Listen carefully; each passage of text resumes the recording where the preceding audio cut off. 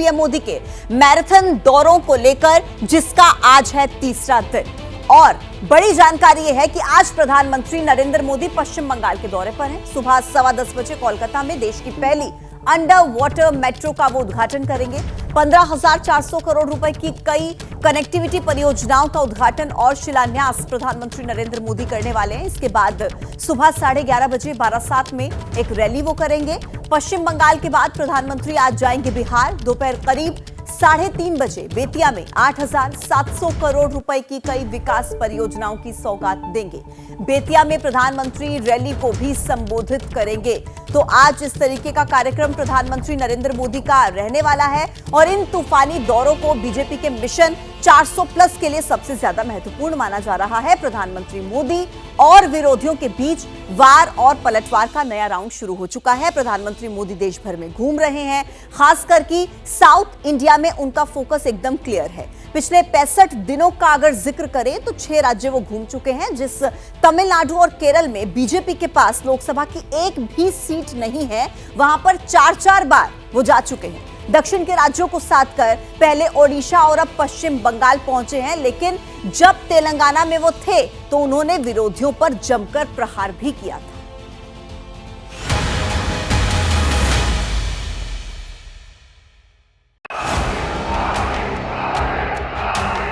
कांग्रेस और उसके साथी मोदी के परिवार को गाली देने पर उतर आए हैं। ये मोदी उनको आंखों में चुभता क्यों है? वो कहते हैं फैमिली फर्स्ट, मोदी कहता है नेशन फर्स्ट। आप इस मोदी के परिवार जन इस परिवार का घर घर लेने महाकाली का अखंड आशीर्वाद लेकर लौटे हिंदुस्तान के प्रधान का ये आत्मविश्वास है। सुबह सुबह करबद्ध होकर सिकंदराबाद के श्री उज्जैनी महाकाली मंदिर पहुंचे थे भगवा राजनीति के मौजूदा ध्वजवाहक नरेंद्र मोदी नाम धेयस्य कश्यप गोत्रोद्भवस्य अनुराधा नक्षत्रे जाताया। भक्ति भाव में विभोर प्रधानमंत्री ने करीब 200 साल पुराने मंदिर में पूजा अर्चना की, आरती की, शीश झुकाकर आशीष दिया और फिर बाहर निकले तो विकास की नई लकीर खींचते हुए तेलंगाना को कुछ यूं समझाया। तेलंगाना को दक्षिण भारत का गेटवे कहा जाता है। तेलंगाना में रेल सुविधाओं को बेहतर बनाने के लिए इलेक्ट्रिफिकेशन और दोहरीकरण का काम भी तेज गति से हो रहा है। तेलंगाना को तरक्की की सीढ़ी चढ़ाकर आसमान तक ले जाने की प्रतिबद्धता दोहराते हुए प्रधानमंत्री मोदी जब इसे दक्षिण का द्वार कह रहे थे तो इसके सियासी मायने भी निकाले जा रहे थे। पीएम मोदी ने तेलंगाना को दक्षिण का द्वार क्यों कहा? प्रधानमंत्री के बयान का राजनीतिक मतलब क्या है? 24 के चुनाव में बीजेपी का फोकस तेलंगाना पर क्यों है? यह हम विस्तार से बताएंगे, लेकिन उससे पहले देख लीजिए कि दक्षिण के इस द्वार से भगवा सियासत के विस्तार की पटकथा लिखने निकले पीएम मोदी जब आगे बढ़े तो सांगारेड्डी की सड़कों पर समर्थकों का सैलाब।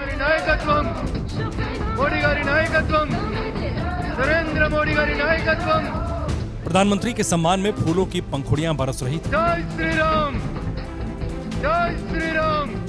अपनों का सम्मान स्वीकार करने के बाद पीएम मोदी जब मंच पर पहुंचे तो बेहिसाब विश्वास से भरे हुए थे। उनके लिए उनका परिवार ही सब कुछ है। मेरे लिए देश का हर परिवार सब कुछ है। इन्होंने अपने परिवार के हितों के लिए देश हित को बलि चढ़ा दिया। मोदी ने देश हित के लिए खुद को खपा दिया है। प्रधानमंत्री मोदी के निशाने पर वो सियासी शत्रु थे जो उन्हें सत्ताहीन करने की चुनौती दे रहे हैं और उनके लक्ष्य पर था तेलंगाना का सीमित विकास। 2 दिनों में दूसरी बार प्रधानमंत्री मोदी तेलंगाना में थे। 2 दिनों में उन्होंने तेलंगाना को 62,800 करोड़ की सौगातें दी। तेलंगाना की उन्नति की प्रतिबद्धता दोहराई। 4 मार्च को जब आदिलाबाद को विकास का उपहार दे रहे थे, तब वो उसे उत्सव का नाम दे रहे थे।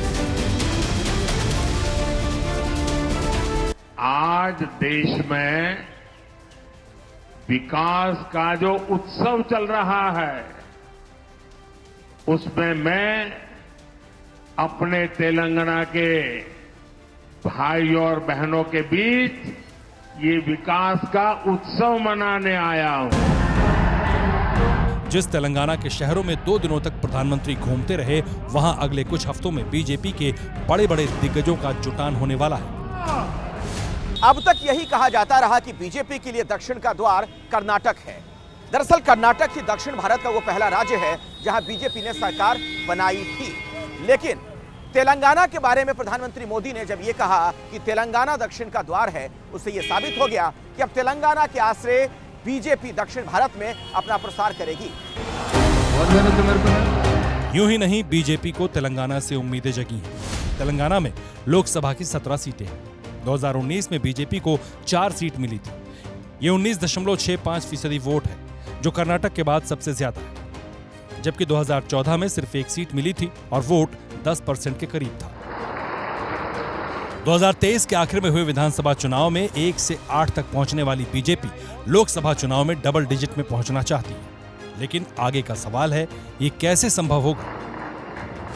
राजनीति का रट्टा मारने वाले ये जानते हैं कि जहां जहां क्षेत्रीय पार्टियां मजबूत होती हैं, वहां बीजेपी की डगर मुश्किल होती है, और जहां जहां बीजेपी का सीधा मुकाबला कांग्रेस से होता है, वहां पर सीधे सीधे नरेंद्र मोदी को फायदा मिलता है। तेलंगाना की सियासी स्थिति को समझिए जरा। बीआरएस सत्ता से बेदखल हो चुकी है। अब उससे टकराना बीजेपी के लिए ज्यादा मुश्किल नहीं है। सत्ता में कांग्रेस है और राष्ट्रीय स्तर पर कांग्रेस को चुनौती देना और उसे हराना बीजेपी के लिए आसान रहा है। प्रधानमंत्री मोदी जब तेलंगाना में थे तो उन्होंने परिवारवाद के बहाने कांग्रेस और बीआरएस दोनों पर जमकर प्रहार किया। जब मैं परिवारवाद का विरोध करता हूं, जब मैं कहता हूं कि परिवारवाद लोकतंत्र के लिए खतरा है, जब मैं कहता हूं कि परिवारवाद नई टैलेंट को उभरने नहीं देता, जब मैं कहता हूं कि परिवारवाद युवाओं का अवसर रोकता है, तो ये लोग जवाब नहीं देते हैं। उस उल्टा क्या कहते हैं? ये कहते हैं मोदी का कोई परिवार ही नहीं है। क्या परिवार वालों को चोरी करने का लाइसेंस मिल गया है क्या? ये परिवारवादियों ने देश को लूटा, अपनी तिजोरियां भरी।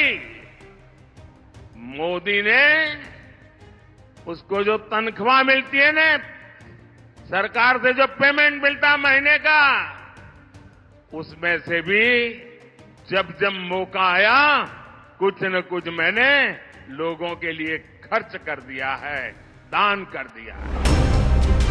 24 के चुनाव में परिवार की धुरी पर चुनावी राजनीति को खड़ा करने की कोशिश में लगे प्रधानमंत्री मोदी ने समर्थकों से स्वीकार्यता लेकर विरोधियों को सवालों के चक्रव्यूह में खड़ा किया। 140 करोड़ देशवासी ये मोदी का परिवार है, और इंडी गठबंधन वालों को अंदाजा भी नहीं है कि करोड़ों लोग मुझे अपने परिवार का सदस्य ही मानते हैं। और इसलिए आज करोड़ों परिवार एक सुर में कह रहे हैं, एक आवाज में कह रहे हैं, मैं हूं मोदी का परिवार, मैं हूं, मैं हूं, मैं हूं। परिवार के बहाने मोदी विपक्ष पर एक मुश्त प्रहार कर रहे थे, तो मोदी के धुर विरोधी कांग्रेसी रेवंत रेड्डी यानी तेलंगाना के मुख्यमंत्री गुजरात मॉडल की तारीफ में शब्दों का पिरामिड खड़ा कर रहे थे। प्रधानमंत्री को अपना बड़ा भाई बता रहे हैं। नरेंद्र मोदी जी, हमारे हिसाब से प्रधानमंत्री का मतलब हमारे बड़े भाई के जो मदद रहे तो ही हर प्रदेश के मुख्यमंत्री उनके उनके क्षेत्र में वो कुछ तरक्की कर सकता है, कुछ डेवलपमेंट को आगे ले सकता है। इसीलिए मेरा गुजारिश है, इस वक्त तेलंगाना अगर आगे तरक्की करना है, हम भी गुजरात जैसा हम आगे जाना है, तो यहां पर आपकी मदद जरूरी है।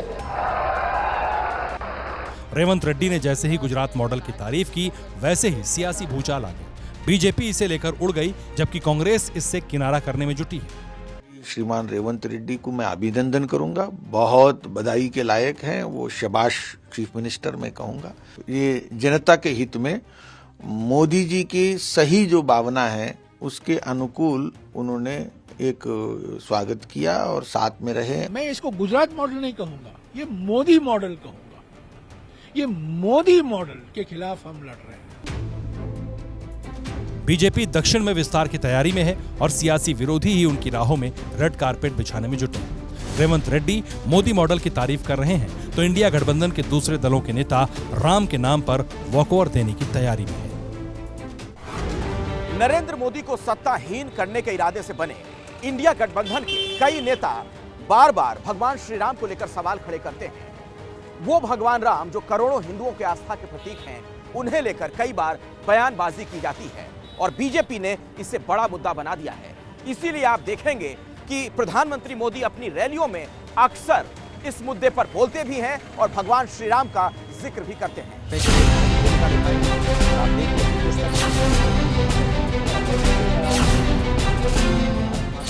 ने कहा था कि हम सब मिलकर अयोध्या के भव्य मंदिर में भगवान राम का स्वागत करेंगे। स्वागत किया कि नहीं किया? शान से किया कि नहीं किया? गौरव से किया कि नहीं किया? मोदी की गारंटी हुई कि नहीं हुई?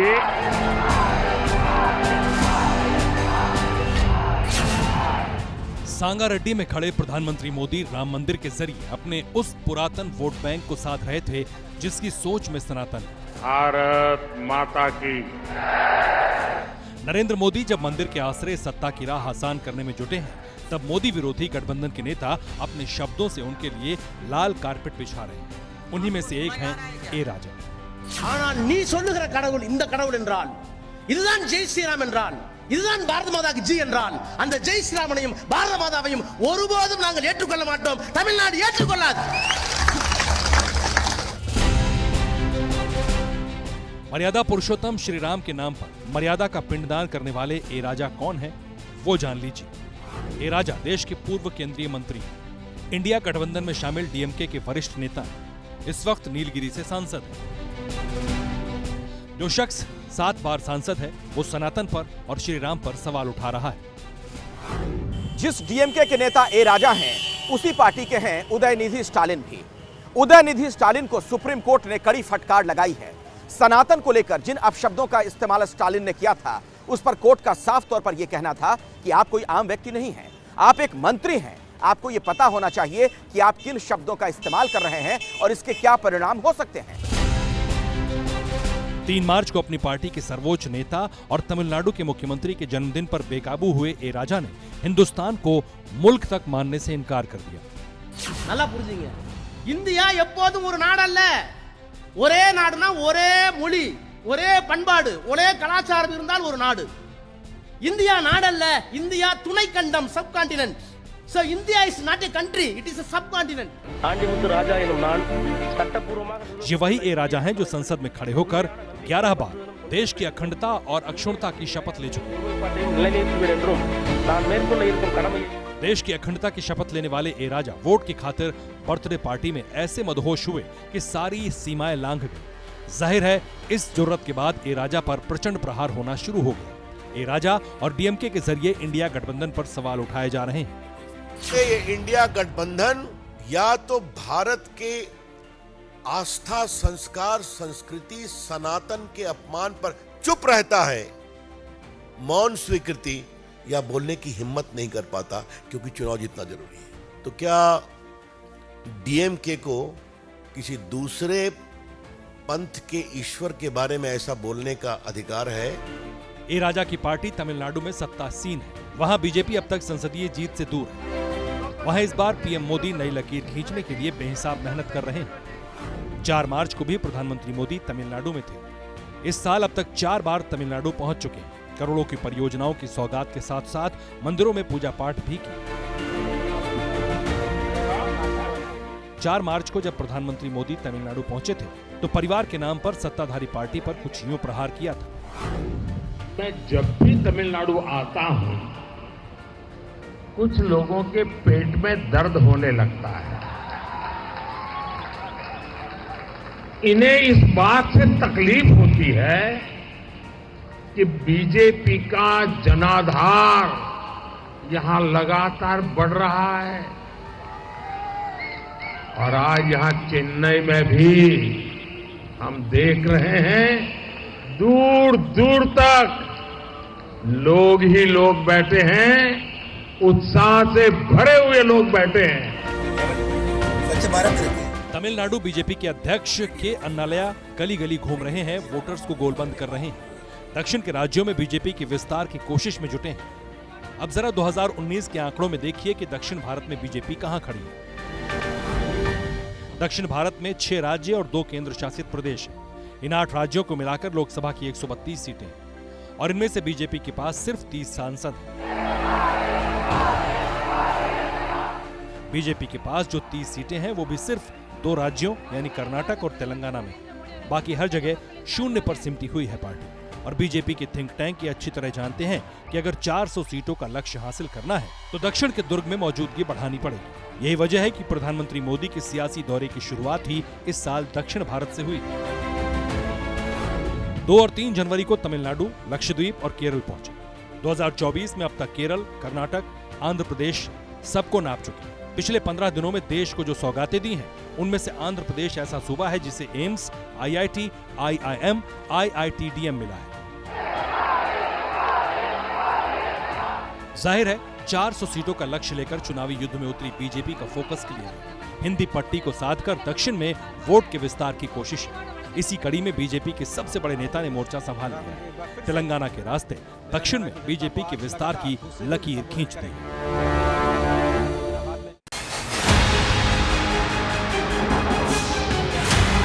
आज पूरे देश को गर्व करने का एक और मौका मिलने वाला है। हिंदुस्तान को आज पहली वाटर मेट्रो मिलने जा रही है। कोलकाता में हुगली नदी के नीचे से गुजरने वाली मेट्रो को प्रधानमंत्री नरेंद्र मोदी हरी झंडी दिखाएंगे और इस तस्वीर पर हर हिंदुस्तानी को नाज होगा, क्योंकि पानी के नीचे सुरंग बनाकर मेट्रो को गुजारने की जो ताकत पहले सिर्फ लंदन और पेरिस जैसे देशों के पास थी, अब वो ताकत हमारे पास है। उद्घाटन से पहले एबीपी न्यूज की टीम ने देश के नदी के नीचे से गुजर रही मेट्रो का सफर किया है। तो देखिए और समझिए कि कैसे कोलकाता में शुरू होने वाली वाटर मेट्रो ने इतिहास रचने का काम किया।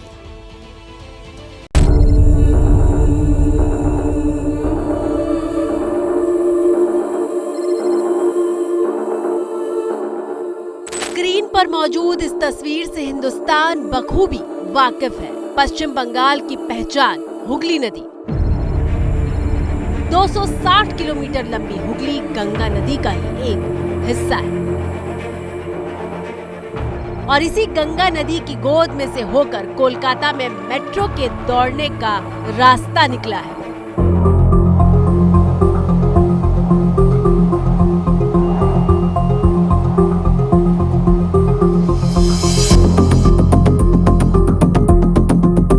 भारत में पहली बार ऐसा हुआ है कि जब किसी मेट्रो ट्रेन को पानी के भीतर से गुजारा गया हो। देश की पहली टनल है जिसके भीतर से इस वक्त हम गुजर रहे हैं और ये गंगा नदी के रिवर बेड से 16 मीटर नीचे है।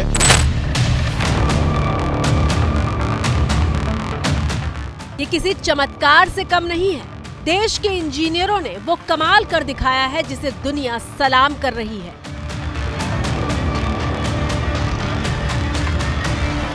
ये इंजीनियरिंग फैटर्निटी जो इंडिया की है उसके लिए गर्व का क्षण है कि जो पहले पेरिस और लंदन के बीच में अंडर वाटर टनल होता था, आज इंडिया में भी अंडर वाटर टनल हमने बना लिया है। जैसे कि अभी थोड़े समय के बाद आप बुलेट ट्रेन्स भी देखेंगे, तो सभी चीज़ों में इंडिया भी विकसित भारत की तरफ जा रहा है।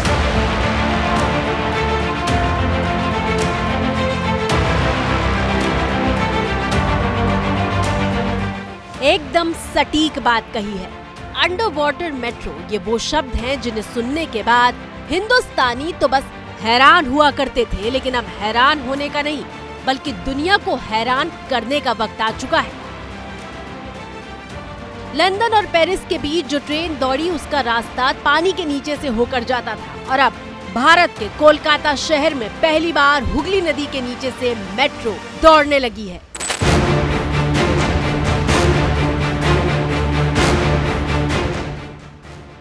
इस समय हमारे सर के ऊपर 16 मीटर ऊपर गंगा नदी बह रही है और उसके नीचे हम इस समय टनल में हैं। सर, इस टनल के बारे में बताइए। इसको फील देने के लिए आप देखेंगे यहाँ थोड़ी पेंटिंग की गई है, जिससे जब यहाँ से यात्री गुजरे हैं, बच्चे लोग गुजरे हैं, तो उन्हें फीलिंग भी आए कि हम पानी के नीचे से जा रहे हैं। तो ये टनल जैसा आपको बताया 520 मीटर लंबा है और इसमें 16 मीटर नीचे है रिवर बेड के। पहली बार ऐसा होगा जब मेट्रो नदी के नीचे चलेगी। हावड़ा से एस्प्लेनेड स्टेशन के बीच 4.8 किलोमीटर का रास्ता है। इसमें से करीब आधा किलोमीटर यानी 520 मीटर का रास्ता पानी से होकर जाता है। आधे किलोमीटर लंबी सुरंग से गुजरने में 1 मिनट से भी कम का वक्त लगता है। एबीपी न्यूज संवाददाता रविकांत कोलकाता में शुरू होने जा रही इस मेट्रो में सवार थे और देखिए कैसे पानी के नीचे से गुजरते वक्त तस्वीर बिल्कुल नीली हो गई थी।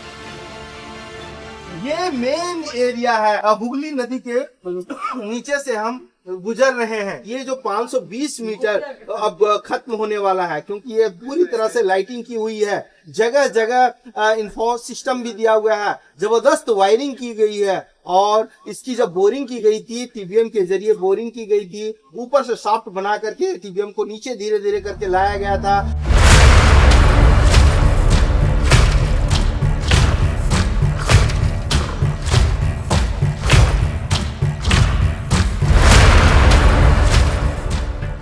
मेट्रो कैसे बनाई गई है उसे समझने के लिए आप इस मॉडल को देखिए। ये हुगली नदी है और यहाँ ये हावड़ा ब्रिज है। इस पुल के ठीक नीचे ही 2 सुरंग बनाई गई है और इन सुरंगों को ईस्ट वेस्ट मेट्रो का नाम दिया गया है।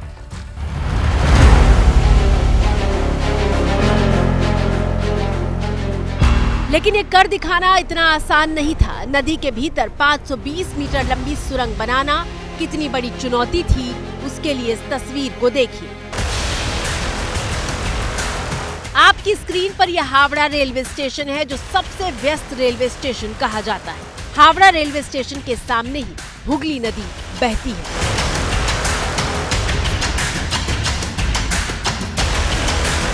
और हावड़ा मेट्रो के लिए जो सुरंग बनाई गई है, उसका एक हिस्सा हावड़ा स्टेशन की जमीन के नीचे से होकर गुजरता है।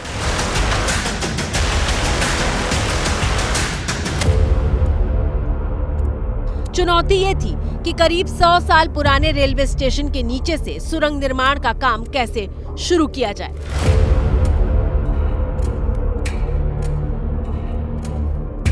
हावड़ा मैदान के बाद से मेट्रो के रास्ते में ऐसी कई इमारतें थी जो 100 साल जितनी पुरानी थी।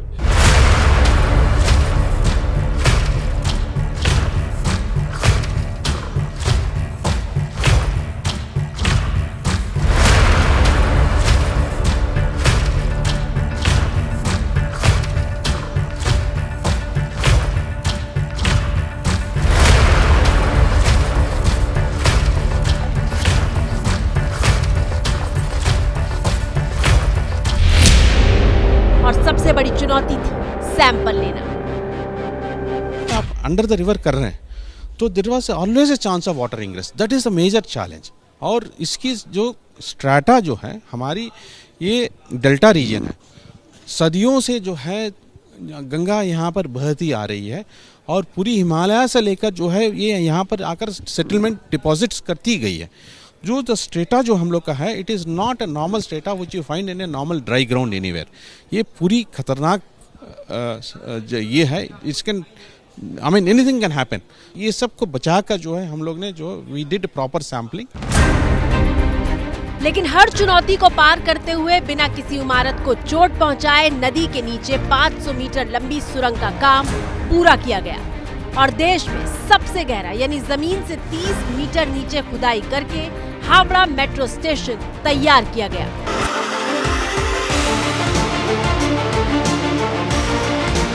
हावड़ा रेलवे स्टेशन के ठीक पीछे बने हावड़ा मेट्रो स्टेशन के लिए 33 मीटर जमीन के नीचे खुदाई की गई, जो देश में किसी भी मेट्रो प्रोजेक्ट के लिए हुई सबसे गहरी खुदाई है। ये जो सुरंग है सिर्फ जो हुगली नदी के नीचे है वो 520 मीटर है और मात्र ये आप देखिए हम 45 सेकंड में अब इसको पार कर चुके हैं। सुरंग बनाने में 67 दिनों तक खुदाई चली थी और 67 दिनों तक लगातार कहा जाए तो बिना रुके हुए काम हुआ था। दिन रात 24 घंटे वो खुदाई का काम हुआ था, क्योंकि रिवर बेड के नीचे 16 मीटर है। खुदाई कितनी गहरी हुई उसे इस बात से समझिए कि हुगली नदी से करीब 100 फीट नीचे सुरंग बनाई गई। 10 मंजिला इमारत जितनी ऊंची होती है करीब करीब उतनी गहराई में सुरंग के लिए खुदाई हुई थी।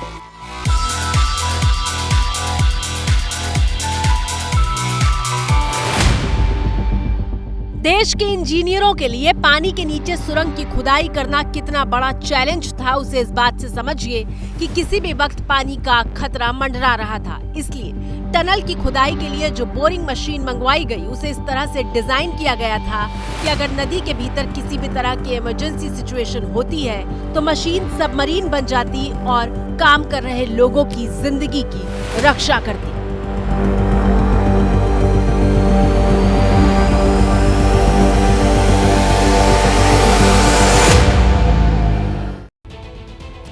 देखिए, पहले की तस्वीर कुछ ऐसी थी कि बीच में नदी होने की वजह से सियालदह से एस्प्लेनेड तक की मेट्रो आती थी, लेकिन अब नदी के नीचे टनल तैयार हो जाने से 4 अंडरग्राउंड मेट्रो स्टेशन बन चुके हैं। और कमाल की बात यह है कि हर रोज जिन यात्रियों को हावड़ा स्टेशन तक पहुंचने में 1 घंटा लगता था, वो अब कुछ ही मिनटों में सीधे प्लेटफॉर्म तक पहुंच जाएंगे।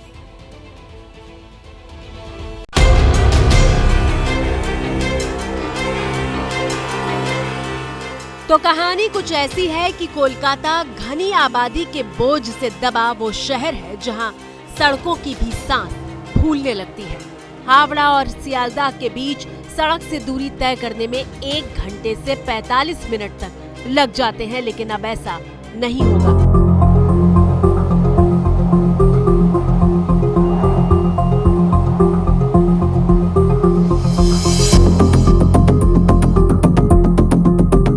आज आप देख रहे हैं कि यहाँ पर ये टनल रेडी है और ट्रेन चलने के लिए तैयार है। इसमें जो फ़ायदा होगा वो आपने देखा कि पहले हावड़ा ब्रिज में बहुत ट्रैफिक जाम रहता था, आपको कलकत्ता से हावड़ा जाना है तो घंटों लग जाते थे। अब इस टनल के द्वारा नदी को क्रॉस करने में केवल मात्र 45 सेकंड लगेंगे और एस्प्लेनेड से हावड़ा जाने में 6 मिनट का टाइम लगेगा, जो पहले लगभग 1.5 से 2 घंटा लग जाता था ट्रैफिक जाम में। पानी के नीचे बनी सुरंग में मेट्रो की रफ्तार 80 किलोमीटर प्रति घंटे की होगी। पानी के नीचे होने के बावजूद सुरंग को इस तरह से तैयार किया गया है कि एक बूंद पानी भी सुरंग के भीतर नहीं घुस पाएगा।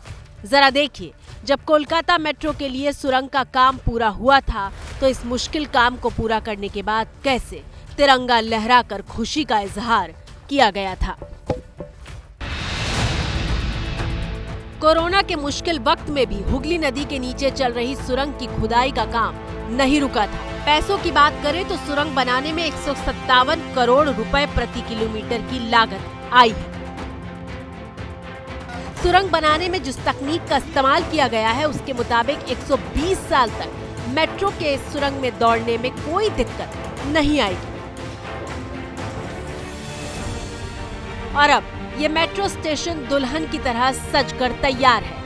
मेट्रो स्टेशन के किसी भी कोने को देखकर ये नहीं कहा जा सकता कि ये देश के बाकी हिस्सों के मेट्रो स्टेशन से अलग या किसी भी तरह से कम है। ये बदलते भारत और बढ़ते भारत की दिशा में एक और बड़ा कदम है। पानी के नीचे मेट्रो को दौड़ाकर हिंदुस्तान ने ये बता दिया है कि हम आगे बढ़कर नई तकनीक और नई चुनौतियों को पार करने वाला भारत बन चुके हैं।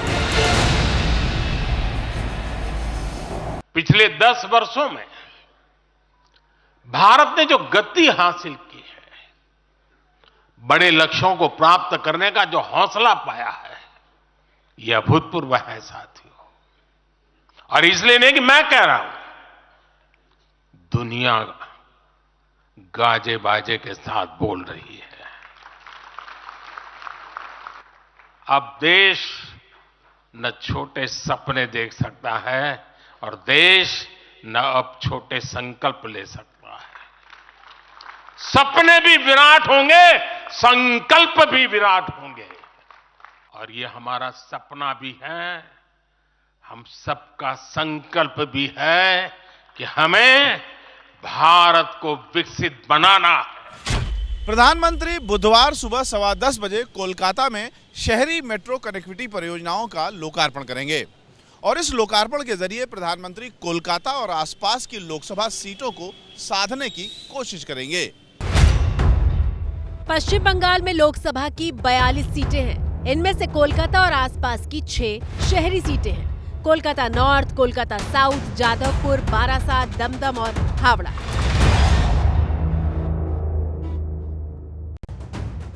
2019 के चुनाव में बीजेपी का कोलकाता और आसपास की शहरी सीटों पर खाता तक नहीं खुला था। बीजेपी के लिए इस बार इस इलाके में जीत किसी चुनौती से कम नहीं है। मोदी अंडर वाटर मेट्रो और बाकी परियोजनाओं के दम पर शहरी वोटरों को साधने की रणनीति पर काम कर रहे हैं। माना जाता है कि कोलकाता और आसपास के शहरी वोटरों पर ममता बनर्जी की मजबूत पकड़ है। बीजेपी जब तक इस मजबूत पकड़ को कमजोर नहीं करती, तब तक बंगाल के शहर को साधना आसान नहीं होगा। इसलिए मोदी की ये प्लानिंग सीधे शहरी मिडिल क्लास वोटरों को जोड़ने की है।